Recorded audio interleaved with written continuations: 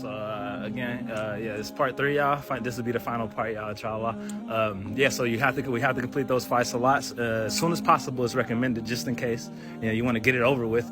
But then you want to do it in that time period you have. So you have a grace period, and it's a good amount. Alhamdulillah for that.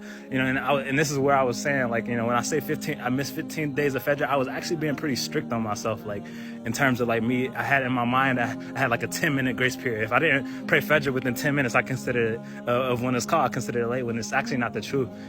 You have actually until sunrise to pray the Fajr. So technically, really, no, not technically, really, I missed about maybe 3 or 4 days at most of praying Fajr since I started the Salah, alhamdulillah. So I was being pretty hard on myself, and I'm sure a lot of people have the same kind of perception about it, because it's known we must pray these prayers on time. It's kind of stops there. It kind of gets vague in terms of what leeway we have, which a lot of things is on. This is why it's important for us to educate ourselves on Islam. So yeah, if you look into it, you'll see that you have those time periods to pray the prayer salats in.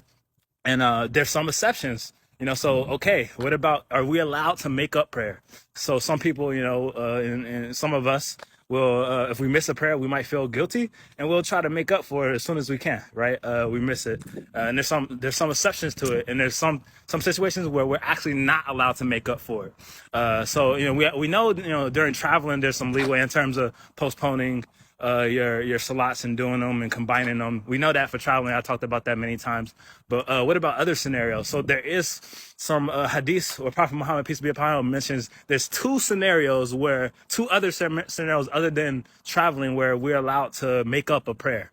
And those 2 scenarios is basically if you're asleep. If you slept past the time of the prayer, you fell asleep and you missed the prayer because you were sleeping, actually you have the right to make it up as soon as you wake up. You have the right, even if it's late, even if it's past the deadline. So that's actually acceptable. And then the second situation the hadith mentions is that when if you forget it. So say you didn't remember it. So say it was called and you knew it was there, but you chose, oh, I'm not gonna do it right, I'm gonna do it later. That's not acceptable. But if you didn't realize it was called, it was time to do it, and then later on you're like, oh wait, I didn't pray Asr. You didn't never realize you were supposed to do it, then you have the right to actually immediately make that up. So those are the 2 situations where we're allowed to make it up. Otherwise, actually, we're not allowed to make it up. It's not acceptable, and it is considered haram, some scholars would say.